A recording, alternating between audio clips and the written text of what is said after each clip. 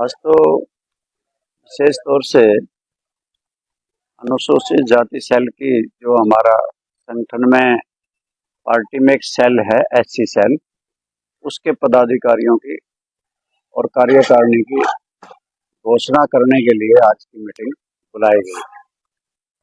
और हमारे जहाँ जिले के अध्यक्ष INLD के अनिल कंवर जी हैं, वहीं एससी सेल के संयोजक और प्रेसिडेंट रामनिवास कोड़े खां जी हैं। और वो अपनी अब ये जिले की कार्यकारिणी एससी सेल की आज डिक्लेयर करेंगे और पदाधिकारी जो इन्होंने बढ़ाए हैं उनके बारे में भी ये आपको एक प्रति सबके नामों की दे देंगे।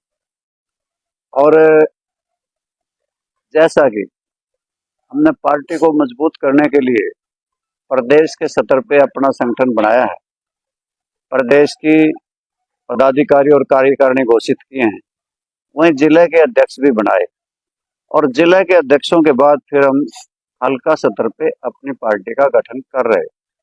हम पूरे हरियाणा में हमारे 18 सेल हैं, जिसमें महिला सेल है, किसान सेल है, हमारा एससी सेल है, बीसी सेल है, कर्मचारी सेल है, इसी प्रकार से बुद्धिजीवी प्रकोष्ठ है और भी 18 सेल हैं। 18 के 18 सेलों को हल्का स्तर पे और गांव स्तर पे ले जाएंगे ताकि पार्टी को मजबूत किया जा सके।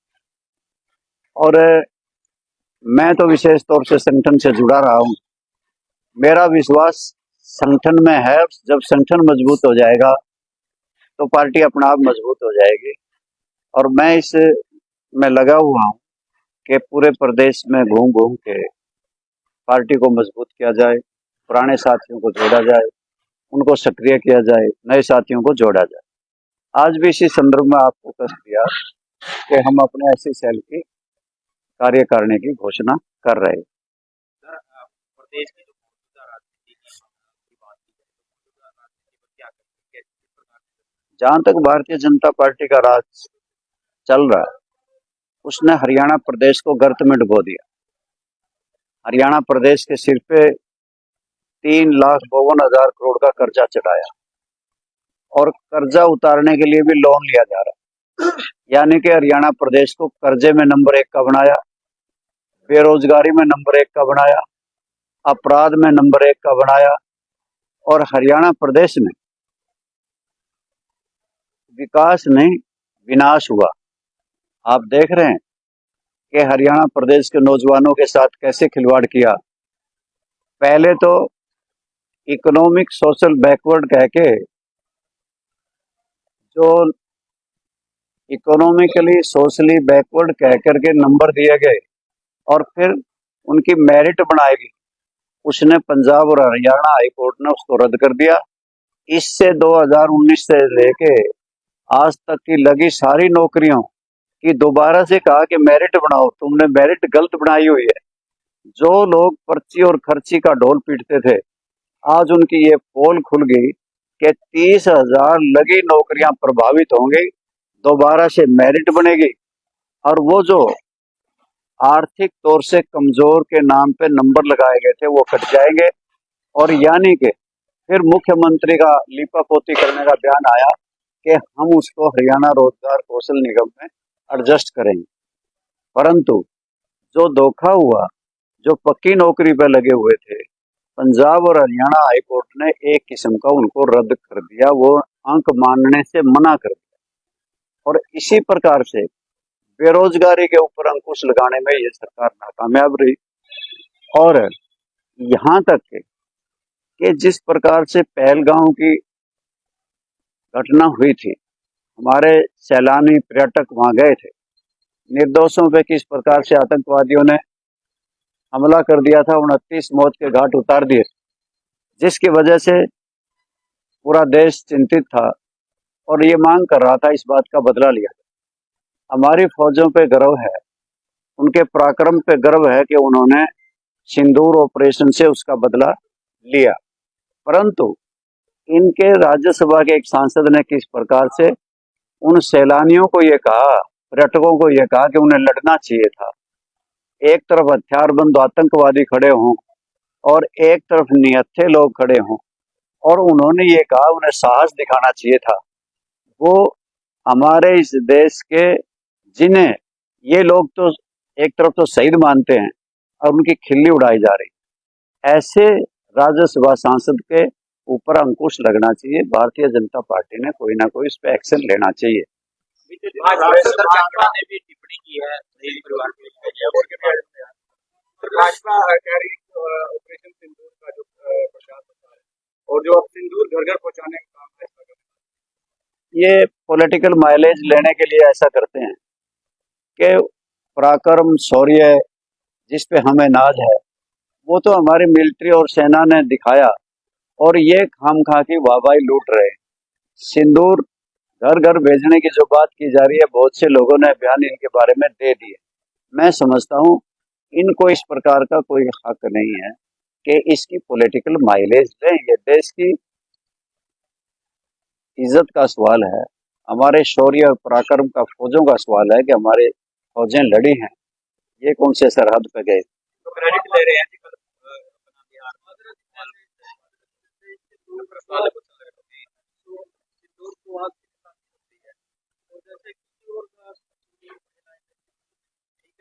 ये तो उन महिलाओं ने सोचना है जो जब देने वाले जावे हैं, तो उनसे उन्हें पूछना चाहिए कि आप किस कैपेसिटी में, किस के कह के हमें सिंदूर देने आए। भारतीय जनता पार्टी के लोगों ने भी सोचना चाहिए वो किसको सिंदूर देने चले। हरियाणा में अपराधी करते हैं। मैंने पहले कहा है कि हरियाणा प्रदेश अपराध स्थली बन गया, कि सरकार का कोई अंकुश नहीं। हर रोज अखबारों के पन्ने भरे मिलते हैं, कत्ल, डकैती, अपहरण, फिरौती की अनेकों घटनाएं निरंतर बढ़ रही। बेरोजगारी का बड़ा लेकर के लगातार बयान सिटी का भी कई बार पोस्ट, कोई ऐसा इख्तियार करने वाले को लेकर लड़ाई सिटी का भी कई बार पेपर पोस्टपोन हुआ, कई बार उसके बारे में हिदायतें हुई। कल भी उनका पोर्टल बंद हो गया था और लोग भटकते फिरे। जब सिटी का पेपर होलेगा तब माना जाएगा। अभी तक तो फार्म ही अप्लाई करने के लिए कहा गया और उसमें भी विघ्न था कि पोर्टल बंद रहा। जाट संस्था का चुनाव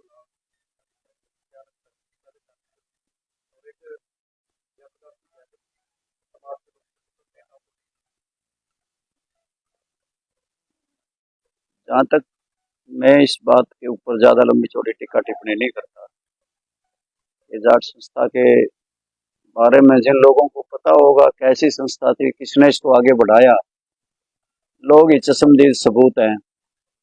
और चुनाव हो जाएगा, कोई नहीं, ये तो छोटा मोटा इलेक्शन है, इसके बारे में कोई ज्यादा पानी को लेकर सरकार ने आगे संगठन पे पूरा जोर दिया जा रहा है। पार्टी पहले से ही लड़ाई लड़ती रही हरियाणा के अधिकारों की। कई साथी आपके पत्रकार गवाह हैं, आज भी इसमें बैठे हैं, बहुत से नहीं रहे इस दुनिया में। जब राजीव लोंगोवाल समझौता हुआ था तब भी पानी कम किया गया था, और हमारे 107 गांव हिंदी स्पीकिंग बिना दिए हमें हरियाणा प्रदेश को, चंडीगढ़ पंजाब को दिया जा रहा था।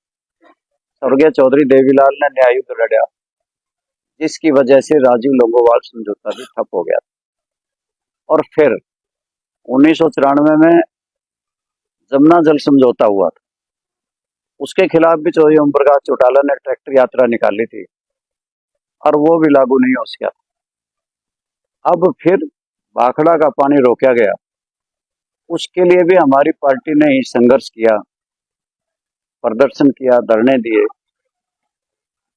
और इससे पहले सतलुज जमुना लिंक नहर का फैसला 2002, 2004, 2016 में जब आया, तो 16 में हमने हरियाणा प्रदेश के लोगों को लामबंद करके जेल भरो आंदोलन चलाया था, और वो बहुत पीक पे था। वो तो कुछ हमारी पार्टी में ही लोग इस प्रकार के बैठे थे जो हरियाणा में हमारी सरकार नहीं देखना चाहते थे। और अब जिस प्रकार से हमारा भाखड़ा का पानी बंद किया गया, तो हमारी पार्टी ने ही संघर्ष किया।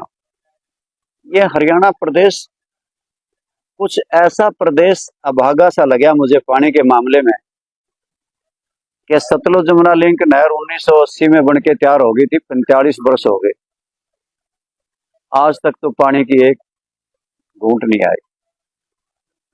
और इसी प्रकार से एक नहर धक्के से खोदी गई थी, मेरे मित्रों ने बिना मंजूरी के 2007 में बनके हांसी बुटाना नहर तैयार हो गई।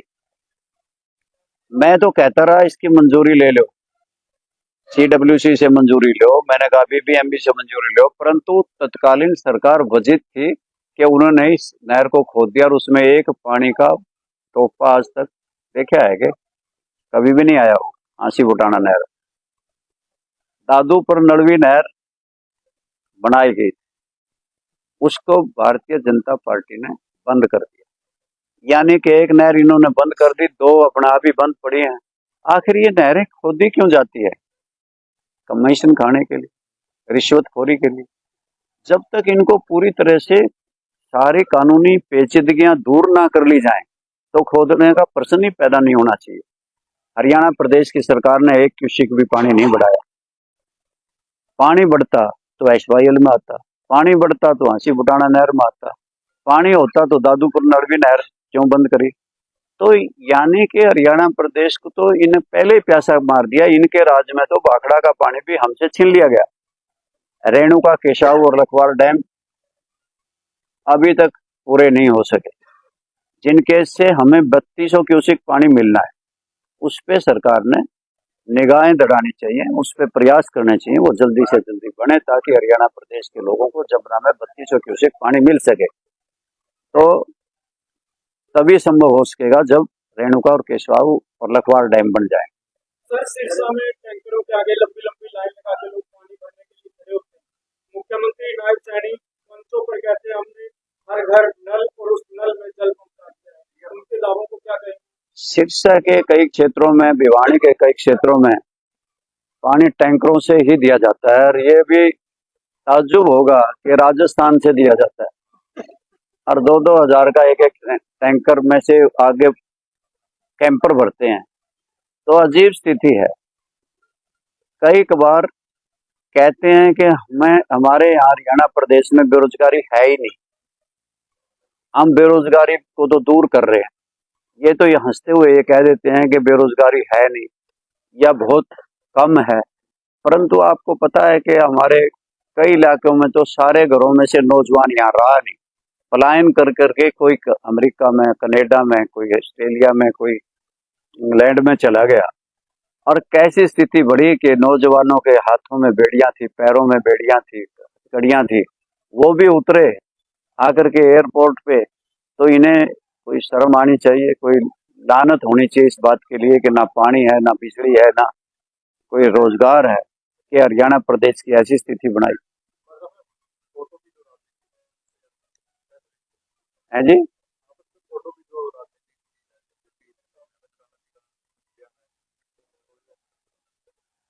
मैं इस बात के लिए जोड़ता हूँ, महापुरुषों के फोटो लगाने का हर को अधिकार है।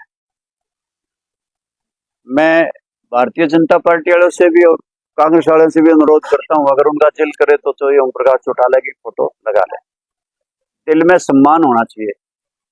कुछ जो लोग ज्यादा ही उछल रहे हैं, चौधरी ओम प्रकाश चौटाला को जीते जी तो उनकी बीमारियों में जाकर के हालचाल पूछना चाहिए, उनको शादियों में भी शरीक होना चाहिए था, परंतु जीते जी तो अपमान, मरणोपरांत फोटो गले से लगाना मैं समझता हूँ उचित नहीं, और न ही उसका कोई लाभ होगा। और पूरे प्रदेश की जनता इस बात को भली प्रकार जानती है। बड़ी सभाओं में लाखों की तादाद में चौधरी ओम प्रकाश चौटाला ने अभय सिंह चौटाला को अपना वारिस डिक्लेयर किया। और कोई सवाल पूछ लो यार। और पूछ लो कुछ न कुछ, थर पल्ला कोई हो तो पूछने का समान पूछ। एक बात सुनो, किसी का नाम प्लीज एक मिनट सुनो भैया, एक मिनट सुनो।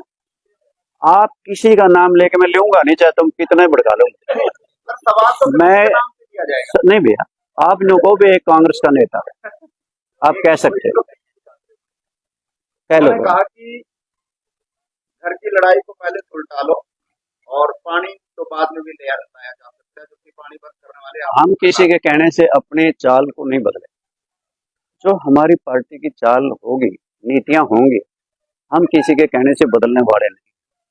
पानी के मुद्दे को लेकर के प्रदेश की जनता भली प्रकार जानती है, और मैंने आपको सिस्टमेटिक ढंग से हर मुद्दे के ऊपर, पानी के मुद्दे पे विचार अपने आप से साझे किए हैं। और मैंने ये भी कहा कि पानी की ही तो लड़ाई थी जो देवलाल ने न्यायिक लड़ा। जमुना जल समझौते के खिलाफ ओम प्रकाश चौटाला ट्रैक्टर यात्रा नारनौल से लेकर चंडीगढ़ तक गए थे, जन जागरण अभियान हुआ। 2016 में जब फैसले आए थे सुप्रीम कोर्ट से SYL के, तो जेल भरो आंदोलन अभय सिंह चौटाला ने चलाया था। अब बाखड़ा का पानी अगर कट गया था, कम हो गया था, 9000 क्यूसिक से 4000 क्यूसिक कर दिया गया था, तो हमने ही तो प्रदर्शन किए थे, वो भी कर सकते थे। वो तो कोठियों में बैठे रहे, बातें बातें में बड़ी करतूतें बड़ी जिठानी। एक और है, एक तो हमारे एसपी सेल के जिला के प्रधान है, वो अपनी लिस्ट आपके सामने रख देंगे, और एक आपके साथ एक और बात साझा करनी, जैसे कि अध्यक्ष जी ने बताया, और अध्यक्ष जी हमारी पार्टी को दिन प्रतिदिन मजबूत करने के लिए हमें दिशा निर्देश देते हैं। उसी कड़ी में आने वाली 3 तारीख को 3 बजे इसी जगह हमारी प्रदेश के अध्यक्ष तनुजा जी और महिला की राष्ट्रीय नेत्री सुनैना चौटाला जी महिला की मीटिंग लेने के लिए यहाँ आएंगी। तो मैं आपके माध्यम से तमाम जिलावासियों को, आपको भी निवेदन करता हूँ कि आप सभी यहाँ पर पहुंचे। 1 मिनट इसकी तो सुनो, न्यू कह देंगे यहीं बोले। माइक लगा ले। अरे गरीबों को भी बोलने का मौका दो। किसी गरीब कार्यकर्ता अगर उसको बोलने का मौका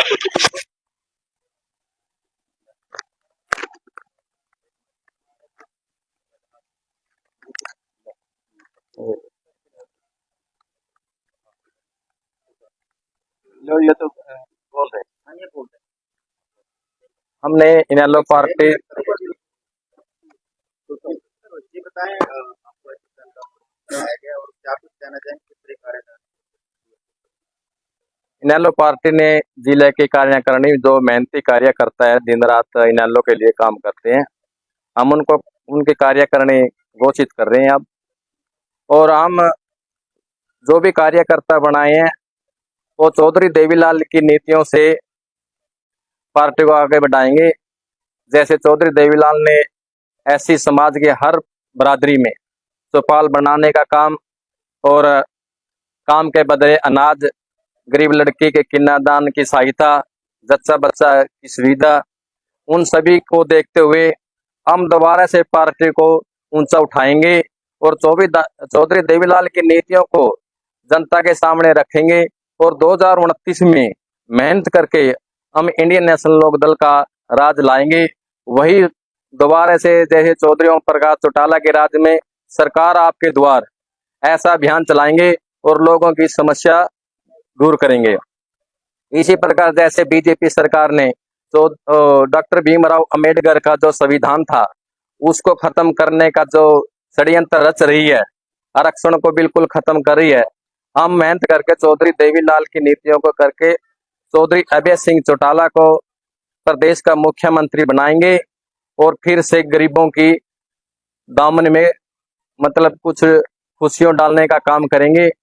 और चौधरी ओम जो मेरे को हमारे राष्ट्रीय अध्यक्ष अभय सिंह चौटाला व इंडियन नेशनल लोक दल के प्रदेश अध्यक्ष चौधरी रामपाल माजरा जी ने जो हम मेरे को जिम्मेवारी दी है, मैं उस जिम्मेदारी को तय दिल से निभाऊंगा और पार्टी को आगे बढ़ाने का कार्य करेंगे। हमने पद की घोषणा करी है जी, जो गोला हल्का के प्रधान है तरसेम पराड़ा जी, और हल्का कलाइत के हमारे फूल सिंह ब्राह्मणी वाला, कैथल हल्का के प्रधान चैन सिंह, और पुंडरी हल्का के प्रधान है सुभाष वाल्मीकि। और वरिष्ठ उपाध्यक्ष हैं रोहतास बेदी जी, उपाध्यक्ष है रमेश कुमार जी, उपाध्यक्ष गुरनाम सोंगल जी, उपाध्यक्ष पवन दुमाड़ी जी, अध्यक्ष रामपाल पाई जी वाल्मीकि, उपाध्यक्ष संजय अजवाणा, उपाध्यक्ष दर्शन बुढ़ाखेड़ा। इसी प्रकार हमने महासचिव पालाराम कैलरम जी, महासचिव करमवीर प्योदा, महासचिव बलराज सरदेडी गुला, महासचिव पालाराम शेरदा, महासचिव रघुवीर बलबेड़ा, महासचिव सुनील पाई, महासचिव बीरा राजन, महासचिव कपिल डांड वाल्मीकि समाज से हैं, और सचिव शैलेंद्र राजन जी, महासचिव राजेंद्र श्यांगण जी, और महासचिव गुरमीत सोंगल जी, महासचिव अशोक कुमार प्योदा जी।